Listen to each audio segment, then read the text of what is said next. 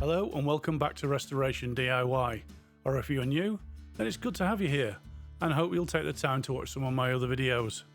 This time I'll be making a lidded bowl. This is an example of a project that became something different to how I planned it to be. So without further ado, let's get into it. The timber I'm using is an offcut from a previous bowl project. There's not a lot I could do with it, so I cut it up into roughly 1 inch 25mm cubes. These were then arranged in a plastic bowl, which I use as a casting mould. I'm trying to fit as many in as I can to reduce the amount of resin I will need to use. I mixed 2 batches for this casting, each containing 150 grams of Part B to 300 grams of Part A. I chose to use alcohol dye as the main colourant, with a splash of shimmer effect mica in both mixes. The first colour to be mixed is dark blue with steel silver mica powder to give a metallic shimmer effect. The second batch is coloured with red dye with shimmer silver. Both batches are thoroughly mixed for 4 minutes each.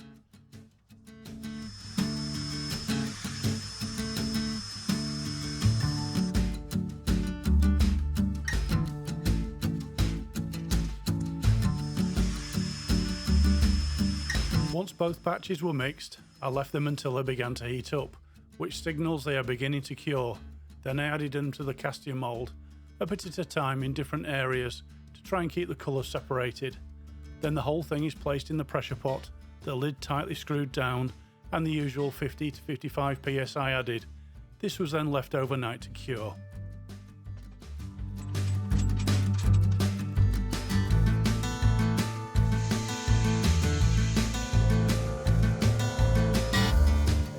It's the next day, and this is where my original plan for this bowl started to change. Once the casting was removed, I could see that a lot of the resin had been soaked up by the timber offcuts, reducing the usable height of the resin blank. This left me with 2 choices: either put it back in the mould and add more resin, or try to make something from it as it was. I chose the latter, figuring I would make a shallow bowl.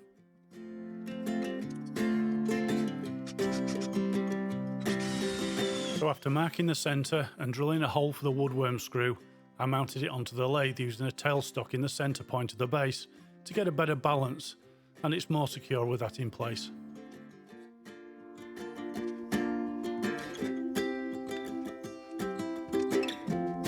I began turning with the Easy Wood Tools full-size carbide finisher.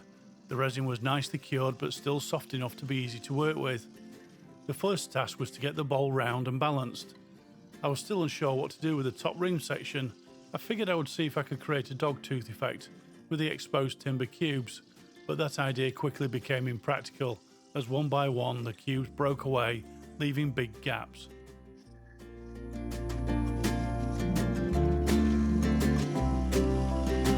I steadily worked my way through the epoxy resin, exposing the timber cubes. Angling the cutter at 45 degrees helps to keep the ribbons of resin away from the camera lens, but I found I can only do this whilst I'm pulling the cutter towards myself. The downside, if there is any, is that it spreads streams of resin all over my workshop.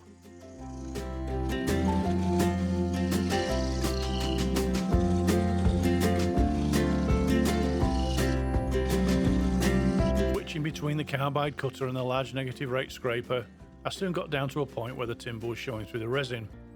I was still unsure about what to do with the top, but I decided to keep the base simple, without a raised foot. So with that in mind, using the skew chisel, I blended and faired the base into the side, then I repositioned the tool post and went to work on the mortise.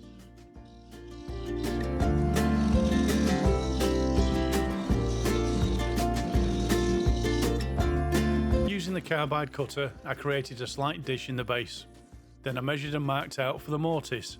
The recess has a diameter of around 75mm to accept the dovetail jaws on my chuck.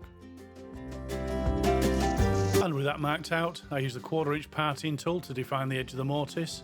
The depth is around 6mm or 1/4 inch. Then I used a 3/8 bowl gouge to remove the inner material, the dovetail cutter to, you guessed it, cut the dovetail, and then I finished it up with a bowl gouge.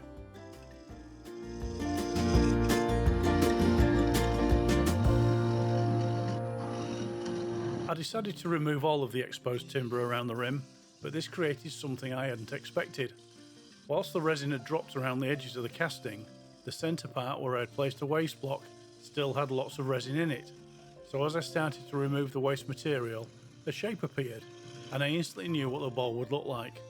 I carefully cut away a 25mm deep flat spot around the top side of the rim and added a slight curve around the edge into the side. Then I sanded from 80 to 3000 grit and cleaned down with denatured alcohol, followed by a good application of sanding sealer.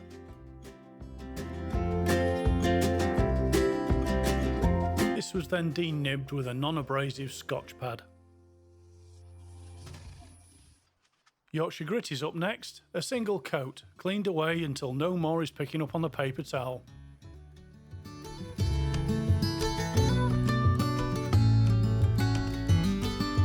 Then the two Merkur products to polish the acrylic, beginning with Polar Shine 10, which is cleaned away ready for Polar Shine 5, which is also cleaned away to leave a super shiny surface.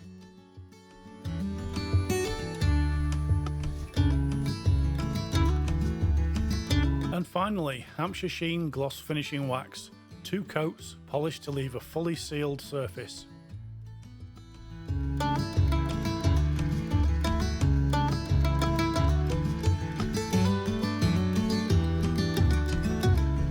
With the workpiece turned around and firmly secured in the four-jaw chuck, I had better access to the upper section, so using the carbide cutter I could set to finalising the shape of the rim, also creating a slight upstand for a lid to sit on.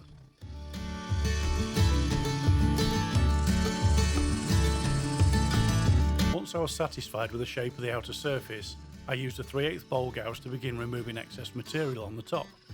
With that gone, I could start hollowing out the inside. Initially, I used a bowl gouge, but I had to switch to the carbide cutters to get better access, which worked for a while, but I needed to create quite a deep undercut beneath the rim. So I tried something I haven't done before. After checking the chuck locking screw was nice and tight, I ran the lathe in reverse, which allowed me to get the cutter inside at a better angle. This worked really well, and I was able to get to every part of the interior.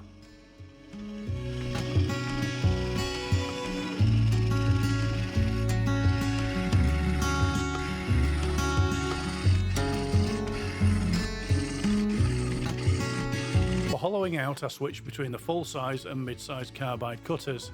It's surprising how much material is removed, so I frequently stop the lathe to check the wall thickness, not forgetting to allow for the depth of the mortise.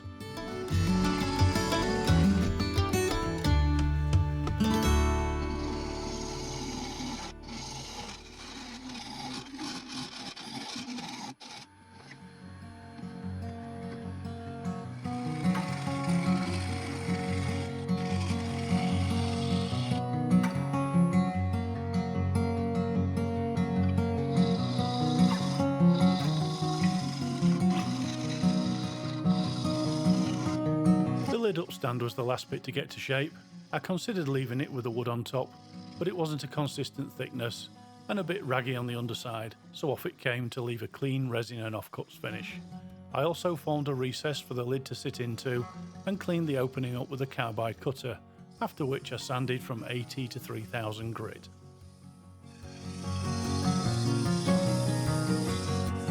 Sanding done, I cleaned down with denatured alcohol, then applied sanding sealer, which was denibbed with a non-abrasive Scotch pad.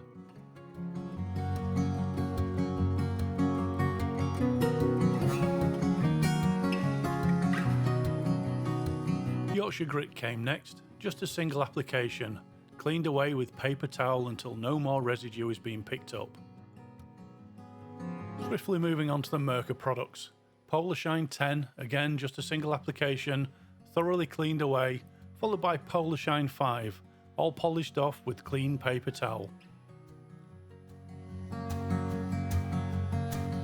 And as before, Hampshire Sheen Gloss Finishing Wax, polished off with more paper towel to leave a flawless finish.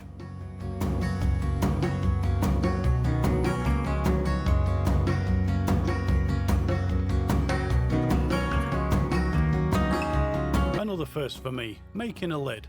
For this, I cut a piece of ash and roughly bandsawed the corners off and mounted it in the coal jaws using the tailstock for added support. First job was to create a small mortise on the underside.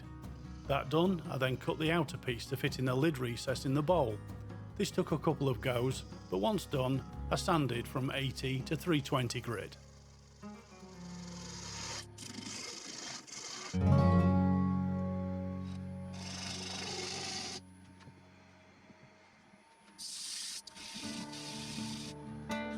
Once sanded, I cleaned down with denatured alcohol, then applied sanding sealer, which I denibbed with a non-abrasive Scotch pad. Then I applied a single coat of Yorkshire grit, and to finish, I used Wood Wax 22, polished off to a deep lustre.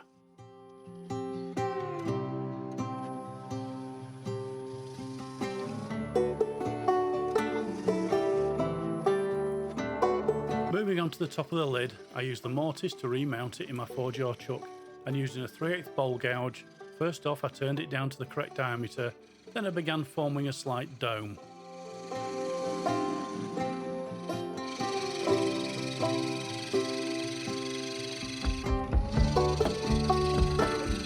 To finish the dome shape, I decided to use the skew chisel, but as you can see it dug in a bit deep, but I soon rectified the problem with a few more lighter passes. Shaping done, I sanded from 80 to 320 grit, and then I drilled a hole for the next piece I was going to make, after which I cleaned down with denatured alcohol, and then I applied the same finishing process as I did to the underside.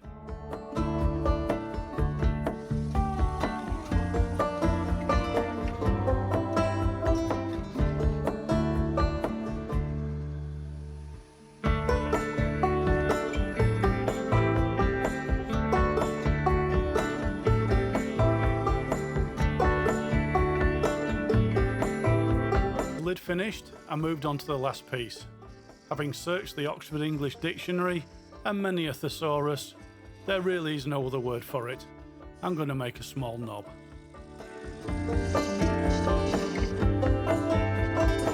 I made this piece from African blackwood.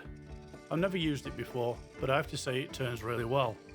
I began by forming a tenon on one end and remounting that in the 4-jaw chuck. Then I parted it off to a more manageable size. I then broke out my spindle gouge and started to form the shape. I thought an inverted cone would be good, but then I had an idea. I would shape it to look like a mini version of the bowl it sat on.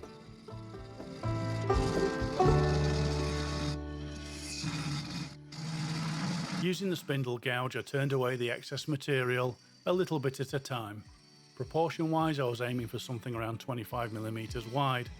The parting tool came in handy for forming the locating pin, and the skew chisel was good for the fine detailing.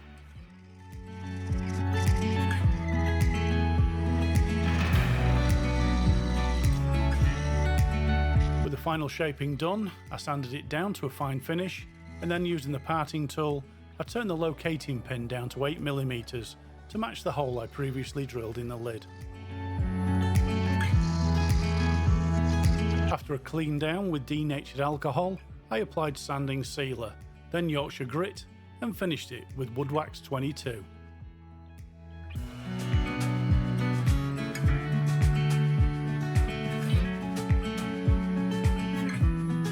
All done, I cut it off with a small pull saw, and there you go, one small knob. After checking it for fit, I used Titebond medium super glue to fix it permanently to the lid. And that's it, another project finished, a lidded bowl. I really enjoyed making this one, and I learned a few new skills along the way. The colours look great, and I particularly like how the two colours of resin contrast with the ash offcuts and the lid, all topped off with a blackwood knob. I really hope you enjoyed this one, and I'd like to thank you all for watching. If you could hit the like button, subscribe if you haven't already, and comments are always welcome. I'll see you in the next one. Goodbye for now.